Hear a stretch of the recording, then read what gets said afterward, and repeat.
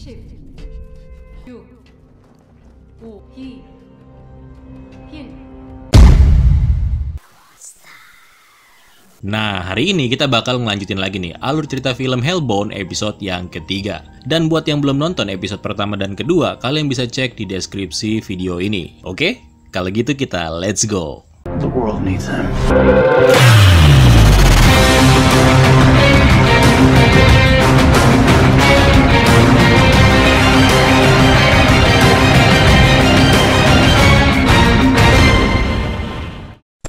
Episode ketiga dimulai dengan semua orang yang sedang bersiap untuk menyambut sebuah pertunjukan besar, yaitu kematian Park. Park duduk sendirian jauh dari kerumunan. Hitungan mundur pun dimulai, sementara para anggota VIP dari TNT menonton dengan serius.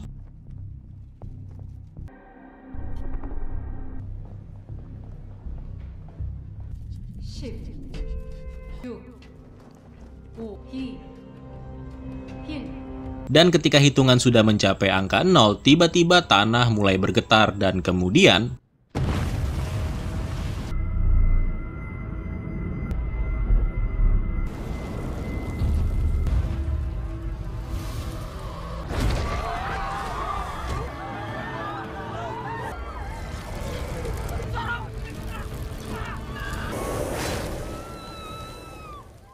di sini, Kyung Hoon mencoba menembakkan senjatanya ke arah makhluk misterius tersebut. Tetapi nggak berpengaruh sama sekali. Malahan, Kyung Hoon terpaksa harus pingsan karena ditabok sama salah satu monster. Park kemudian dipukuli sampai mati, tepat di depan semua kamera dan juga orang-orang yang menonton kejadian itu. Seperti di episode pertama, ketika monster ini melakukan ritual, dan kemudian membakar Park sampai gosong. Setelah Park mati ketika monster itu kemudian pergi. Semua orang menjadi bengong dan bingung, namun tidak dengan Yunpo si polisi pengkhianat ini, di mana dia langsung berlutut dan kemudian diikuti oleh hampir semua orang yang menyaksikan insiden tersebut, kecuali pengacara Min bersama dengan rekannya, dan juga seorang kameramen salah satu stasiun televisi. Oke, kemudian Kyung Hoon yang tadi pingsan setelah ditabok sama monster, sekarang sudah terbangun di sebuah rumah sakit. Namun ketika dia sadar, dia baru tahu kalau dirinya ternyata sendirian di rumah sakit. Aneh banget memang, karena nggak ada siapa-siapa cuy. Bukan cuma di rumah sakit, tetapi juga di jalanan dan hampir di seluruh kota itu kayak gak ada kehidupan. Ternyata semua orang lagi ketakutan, makanya nggak ada yang berani melakukan aktivitas. Dan hal itu dikonfirmasi sendiri oleh Jinsu,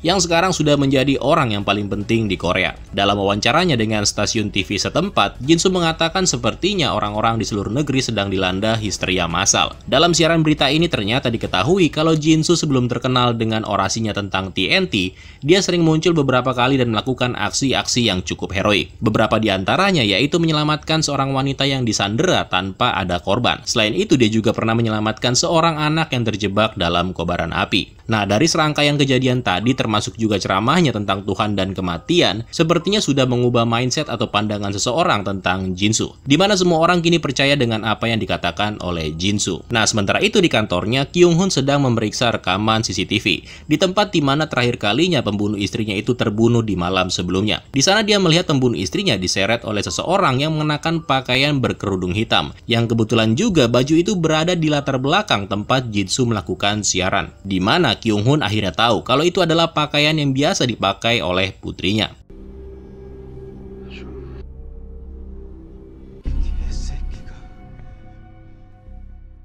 Kyung Hoon yang udah marah lalu pergi dan mencari Jinsu. Kemudian seperti biasa, Arrowhead kembali memanfaatkan situasi. Mereka muncul lewat siaran langsung, dengan mengatakan kalau kejadian ini belum berakhir, karena mereka masih melihat segelintir orang yang belum tunduk atau mengakui tentang kehadiran Tuhan. Beberapa di antaranya yaitu Kyung Hoon yang sudah menembaki makhluk dari neraka, termasuk juga pengacara Min dan rekannya yang pada saat kejadian tidak membungkuk dan berdoa. By the way, si kameramen lolos dari pengawasan Arrowhead cuy. Nah, akibat pernyataan tersebut, maka kini membuat Kyung Hoon dan pengacara Min menjadi public enemy. Mengetahui kalau dirinya dalam bahaya, pengacara Min kemudian bergegas untuk pergi bersama dengan ibunya. Nah, pas lagi beres-beres, secara nggak sengaja dia menemukan dokumen yang kebetulan memang diberikan kepadanya. Dokumen itu berasal dari seseorang yang bernama Kim Jong-chil. Di bagian covernya tertulis gereja masa depan. Ternyata isinya adalah hasil wawancara Kim dengan Jinsu ketika pertama kali Jinsu menerima nubuat dari malaikat. Tepatnya bulan Oktober tahun 2004. Nah, bersama dengan ibunya, dia lalu pergi ke kantor tempat dirinya bekerja. Ibunya ditinggal di parkiran, sementara pengacara Min masuk ke dalam kantornya. Ternyata kantornya sudah hancur berantakan. By the way, ini adalah ulah dari Arrowhead, di mana segerombolan orang memang sudah menghancurkan dan bahkan menganiaya orang-orang yang bekerja di kantor ini. Nah, di parkiran, cecunguk-cecunguk Arrowhead muncul lagi. Dan dengan bangsatnya si ibu yang sudah tua dipaksa keluar dan dipukulin. Nah, pengacara Min yang sudah kembali dan melihat sang ibu digebukin juga menjadi bulan-bulanan. Nah, di sini si ibu harus mati dalam insiden tersebut. Goblok! Sementara itu, Kyung Hun yang terus mencari putrinya kini tiba di asrama putri tempat anaknya itu belajar. Tapi sayangnya dia nggak menemukan putrinya. Dan sialnya lagi, Kyung Hun malah ditangkap dan digebukin sama orang-orang yang sudah terpengaruh oleh Jinsu. Sampai telepon genggam milik Kyung Hun berdering. Ternyata yang menelepon adalah Jinsu. Sontak orang-orang di sekitar pun terdiam. Lewat video call, Kyung Hun memaki Jinsu dan memintanya untuk menyerahkan putrinya. Namun Jinsu punya cara lain, yaitu meminta Kyung Hun untuk bertemu di suatu tempat. Lewat alamat yang dikirimkan, Kyung Hun mau nggak mau menurutinya. Kita balik lagi ke pengacara Min, yang sekarang sedang berada di rumah sakit sambil membawa sang ibu. Ibunya kemudian dibawa untuk diperiksa. Nah, ketika sedang menunggu, pengacara Min merasa kalau ada yang aneh dengan sekelilingnya. Orang-orang kayak melihat dengan curiga dan berbisik ke arahnya. Dan bukan cuma itu, Min juga melihat kalau namanya sekarang ada di trending topik cuy. Karena khawatir, Min lalu menuju ke tempat di mana ibunya dibawa tadi. Dan di sana dia menemukan kalau ibunya hanya berbaring di ranjang rumah sakit. Dibiarkan dianggurin dan gak diobatin sama sekali. Min lalu menyadari kalau sang ibu kini telah meninggal. Kemudian kita kembali ke Kyung Hun, di mana dia sekarang tiba di sebuah tempat yang tampak seperti sekolah yang sudah lama terbengkalai. Sebenarnya Kyung Hun gak tahu kalau putrinya memang gak ada di sini. Ini hanyalah siasat dari Jinsu untuk memaksa Kyung Hun supaya mau mendengarkan cerita tentang dirinya. Di tempat lain, pengacara Min kini sudah berada di rumahnya Kim, orang yang mengirimkan dokumen kepada dia sebelumnya. Kim ini dulunya seorang pastor cuy. Nah, ketika bertemu, pengacara Min langsung to the point dengan menanyakan perihal wawancara yang dilakukan Kim dengan Jinsu. 녹음된 파일이 있을 겁니다. 여기 이거 들어볼까요? 네. 저는 정진수라고 합니다. 저 신에게 예언을 들으셨다고요? 그게 신인지 모르겠지만 무서운 존재였어요.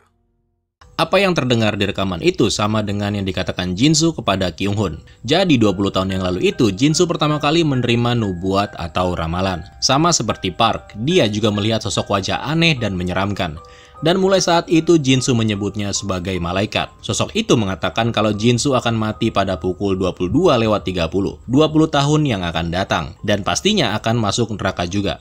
Dan itu adalah 10 menit dari sekarang. Nah, masih inget nggak pas di episode 1 ketika Jinsu mengatakan kalau dia kepengen bunuh diri di usia yang ke-20 tahun. Pada saat itu dia bilang udah bosan hidup. Nah, ternyata dia bukan bosan hidup, tapi dia kepengen mengakhiri hidupnya lebih cepat dari waktu yang ditentukan. Setelah itu dia mulai deh tuh mencari kasus-kasus yang serupa. Termasuk pergi ke Tibet yang dia ceritakan di episode yang pertama. Ternyata biarpun orang yang menerima ramalan tersebut mengakhiri hidupnya sendiri dari waktu yang ditentukan, roh orang itu juga nggak akan lolos dari malaikat atau monster dari neraka. Rohnya bisa dicabik-cabik juga ternyata. Karena itu Jinsu selama hidupnya menjadi frustasi. Dan bukan cuma itu, Jinsu bahkan berkeyakinan kalau selama hidupnya dia nggak pernah berbuat dosa. Bahkan dosa yang paling kecil sekalipun. Namun pada saat masih kecil, Jinsu pernah mempercayai kalau ibunya yang sudah meninggal suatu saat nanti bisa kembali lagi. Andai dia terus berkelakuan baik dan nggak pernah cengeng. Nah itu dia, lu kan kepengen ketemu sama ibu lo, ya udah dijemput kan? Beres. Oke lanjut ya. Jinsu yang selama hidupnya nggak menemukan alasan di balik ramalan itu terhadap dirinya, malah membuat seakan-akan semua orang harus merasakan apa yang dia rasakan. Yaitu rasa ketika orang-orang yang berdosa harus mati karena kehendak Tuhan. Seperti yang dia rasakan selama 20 tahun. Faktanya Jinsu malah memutuskan untuk mendirikan TNT. Untuk mencoba dan melakukan hal yang benar kepada orang lain. Nah, waktu kematian Jinsu pun segera tiba. Tapi sebelum itu, Jinsu memberitahu tentang Haejung yang sebenarnya nggak ada di sini, melainkan berada di rumah dan menunggu Kyung Hun. Setelah itu, Jinsu memberi Kyung Hun dua pilihan, yaitu Kyung Hun boleh merekam saat-saat kematian Jinsu dan memberitahukannya kepada publik, di mana hal itu pastinya akan menyebabkan kepanikan massal di seluruh dunia. Atau pilihan yang kedua, Kyung Hun bisa menganggap kalau tidak pernah terjadi apa-apa di tempat ini dan kembali menjalani kehidupan yang telah diciptakan oleh Jinsu untuk mereka semua. 형사님이 그걸 찍어서 세상에 공개하면 사람들은 큰 혼란에 빠질 거예요. 형사님의 원수를 죽인 범인으로 형사님의 딸을 체포해요. 그게 아니라면 제 죽음에 대해 그냥 입 닥치고 사세요. 그리고 제가 마련한 세상을 정신같이 누리세요. 자유롭게. Nah, Kyung-hun dengan berat hati mengambil pilihan yang terakhir, di mana dia pada akhirnya melihat 3 monster muncul dan membawa Jin-soo ke neraka. 그리고 혹시 입 닫는 쪽을 선택하신다면 제 시체를 지워주고 가세요. 왔다.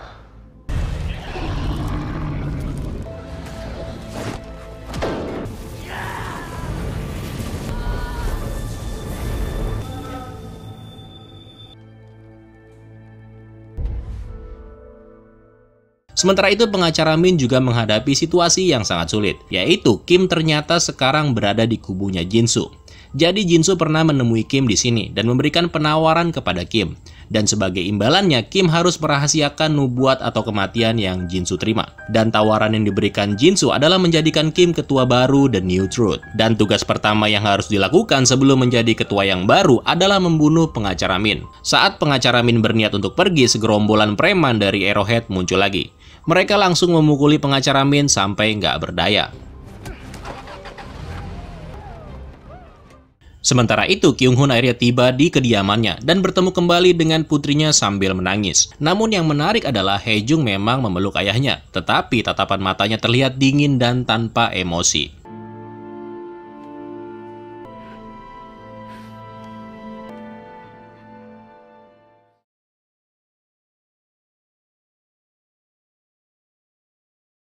Dan kemudian ceritanya bersambung cuy. Oke, di episode yang ketiga ini Hellbound kembali dengan sebuah episode yang cukup menarik.